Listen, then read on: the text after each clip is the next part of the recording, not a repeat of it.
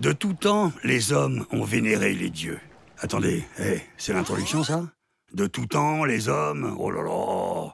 On dirait le brouillon d'une mauvaise compo de philo d'un flemmard en terminale. Mais on parle d'American Gods, nom de Dieu! Une série qui parle de foi, de racisme, de l'histoire du Nouveau Monde. Le best-seller d'un des plus grands auteurs anglais de notre époque. Alors vos phrases toutes faites, là, vous pouvez vous les garder. Je vais le faire moi-même. Le refresh des 2 premières saisons d'American Gods. Parce que, c'est quand même moi, la voix de voyageur, après tout. Cela vous convient-il? Merci beaucoup, Trésor. Alors si on veut que les fidèles soient prêts pour la saison 3 qui démarre le 11 janvier, va falloir arrêter le manège. Ou alors, s'en remettre à la prière. Dans American Gods, on fait la rencontre d'un certain Ombre Moon. Ça, mon garçon, c'est un de ces noms remarquablement improbables. Ombre Moon. Il est arrivé aux États-Unis gamin après avoir grandi en France, mais c'est quand même un gentil garçon. Il a aussi des dons pour la castagne, bien utiles pour régler certains problèmes, mais pas tous. Une fois adulte, Ombre est tombé amoureux fou de Laura. Il a même essayé de cambrioler un casino pour elle. D'ailleurs, la série démarre après l'échec de cette tentative qui a envoyé Moon à l'ombre. Nous sommes quelques jours avant sa remise en liberté et le directeur de la prison le convoque. Il a des nouvelles de sa femme. Enfin, le genre de nouvelles qui vous refile une tête d'enterrement. Bonne nouvelle, tu sors aujourd'hui. Mauvaise nouvelle, ta femme est morte. Cette première tragédie va précipiter Ombre la tête la première dans une spirale d'énigmes, de phénomènes étranges et de dangers qu'est American Gods.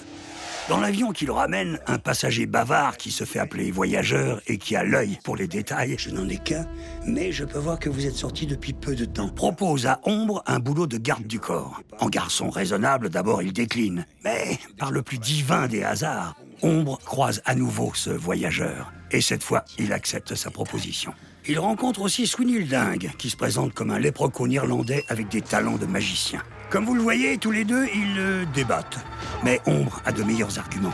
Il renvoie le Irishman effayer les trèfles et empoche sa pièce fétiche. Un porte-bonheur, mais dont les effets pour l'instant ne sont pas flagrants. Ombre découvre, à l'enterrement de sa chair et tendre, qu'elle s'était laissée pénétrer par l'idée de se rapprocher de son meilleur ami. Et que d'ailleurs, elle est morte en traversant un pare-brise en pleine mise en bouche. C'est quand même le genre de truc qui vous reste en travers de la gorge.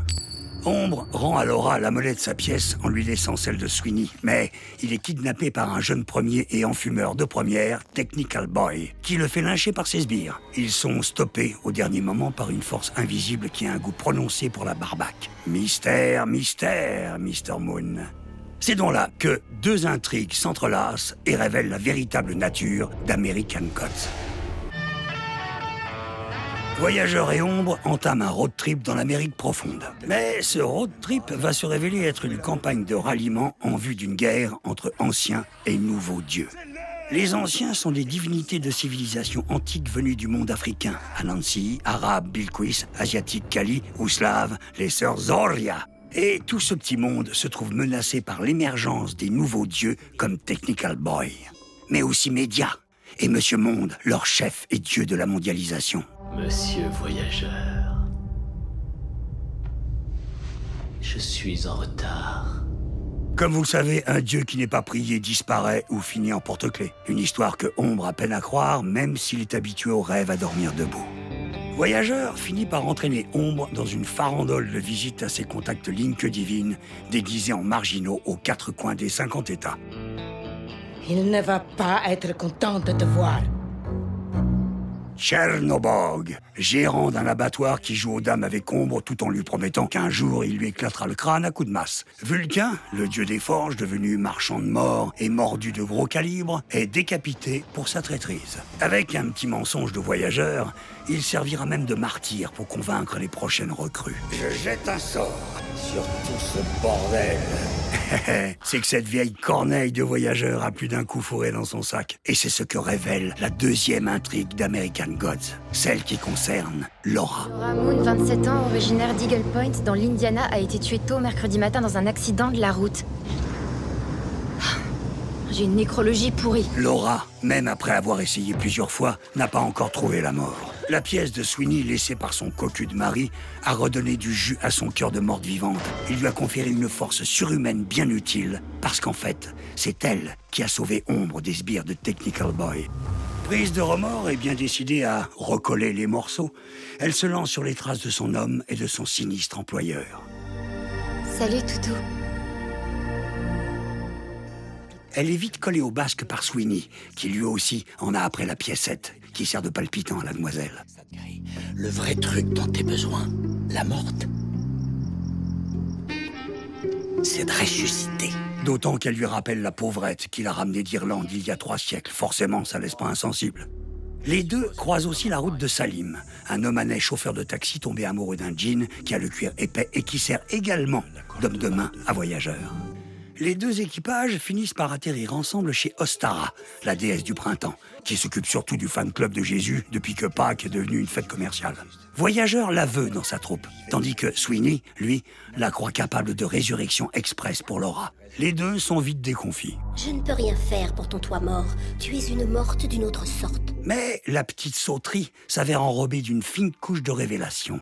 Laura apprend que c'est Voyageur qui a causé l'échec du cambriolage et la réussite du carambolage. Sweeney avoue même que c'est lui qui l'a provoqué, le carambolage. Il avoue de son plein gré. Je vais te faire sortir les couilles par le haut, comme on écosse des petits pois. C'est le moment qu'on choisit les nouveaux dieux pour lancer un assaut mortel et Voyageur pour avouer que son vrai nom est celui du dieu borgne Odin.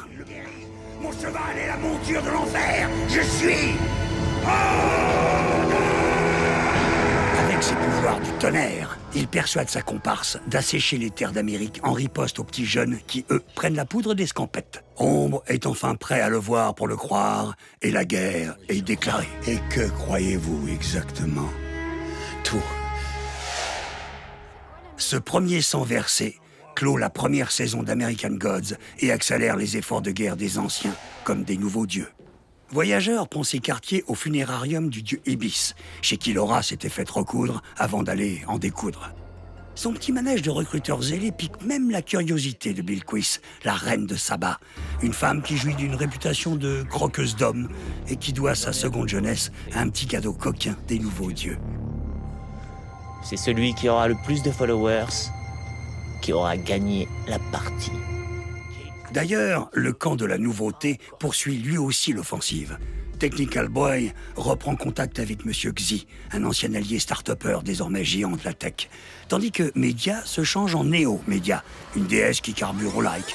À propos de like, abonnez-vous à la chaîne Prime Video France, activez la cloche, laissez un pouce bleu, un commentaire, et si vous l'appréciez, partagez la vidéo, Dieu vous le rendra. De son côté, Voyageur envoie Salim et son djinn chercher la lance ancestrale Gungnir, et au passage, lui rapporter une petite pousse d'arbre au monde, histoire de soulager une envie de sortir lui aussi sa petite tige.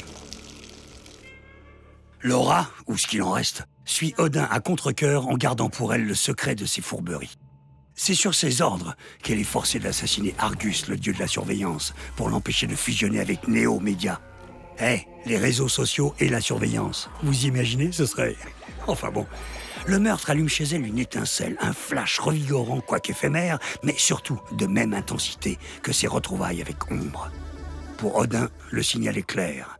Ce n'est plus leur amour qui la maintient en vie. Il aimait la fille qui a essayé de se suicider avec de l'insecticide. Et cette fille-là... Elle n'existe plus désormais, Laura. Mais elle refuse d'y croire et décide de suivre Sweeney à la Nouvelle-Orléans pour demander un petit conseil à son généraliste, le baron Samedi, un dieu de la mort vaudou. Celui-ci lui prescrit une potion de vie qu'elle devra compléter de 2 gouttes de sang infusées d'amour. Mais lui aussi a de sérieux doutes sur l'amour entre Ombre et la demoiselle. Et, vu la teneur de la nuit qu'elle passe ce soir-là avec le léprocone, difficile de lui donner tort. Oh, pauvre Laura Moon. Tellement de mensonges qu'elle n'en dort plus. Tellement de promesses qu'elle n'a pas tenues. Ah, d'ailleurs, en parlant de Thor, c'est aussi le nom du fils d'Odin. Mais il s'est fait sauter le caisson dans les années 30 après un coup de foudre contrarié par les mesquineries de son vieux père. Une victime de plus pour le vieux bouc. Le sacrifice est le seul geste noble qui donne aux dieux leur subsistance. C'est notre seule monnaie. Je ne regrette rien. Eh bien, ma foi, décidément, j'adore ce mot. C'est ce ras-le-bol général des entourloupes du dieu borgne qui va déclencher le chaos dantesque qui clôt la 2e saison d'American Gods. Sweeney est aussi, malgré lui, aux ordres de Voyageur et commence à en avoir plein la barbe. Jadis, il a fui la guerre par lâcheté et promis au père de tout de prendre part à la sienne. Mais alors que tous sont de retour au funérarium, sa colère éclate. Il tente une percée Et Ombre, n'écoutant que son instinct, l'arrête net avec une pirouette cacahuète. Empalé, c'est pesé. Sweeney joue un dernier tour de farfadet. Il fait disparaître la lance avant de disparaître à son tour et révèle à Ombre que c'est à moi, enfin à Odin, que sa femme doit ses asticots. Je vais aller tuer Voyageur. Tu vas m'en empêcher? On est dans un pays libre. Vous l'aurez compris, mes chers amis, c'est le foutoir chez les anciens. Et la confusion profite au nouveau dieu. Technical Boy, d'abord puni pour avoir laissé mourir Argus, est finalement réencodé sous la forme de binaire. Alliés à Néomédia et sur ordre de Monsieur Monde, tous trois lancent une attaque de fake news qui fait passer Salim, Ombre et Odin pour des terroristes et attire la police comme des mouches autour de Laura.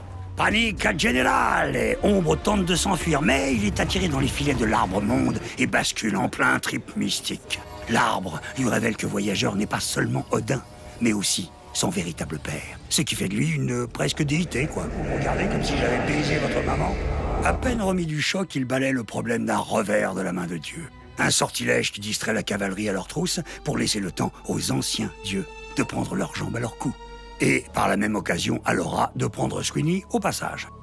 Ombre, lui, prend la fuite vers le nord. Et alors que son bus est arrêté pour un contrôle, le voilà qui échappe à cette arrestation grâce à une nouvelle identité dont il ignorait l'existence. Encore que Bill Quiz, qui lui avait annoncé que son destin était lié au sien, lui avait aussi prédit son changement d'état civil. Et qui, lorsque c'est nécessaire, change de peau. Alors, sorcellerie divine ou énième astuce du paternel, encore un mystère, Mr. Moon. Eh ben, entre les allégories frénétiques, la violence graphique et les querelles mythologiques, moi, j'aurais presque envie de faire une pause pour dormir du sommeil d'Odin. Mais non, pas le temps de s'en poser. La saison 3 d'American Gods et la guerre des dieux reprend de plus belle le 11 janvier sur Prime Video. Vous serez là, hein? Bon, bah très bien. Alors, la messe est dite. My girl will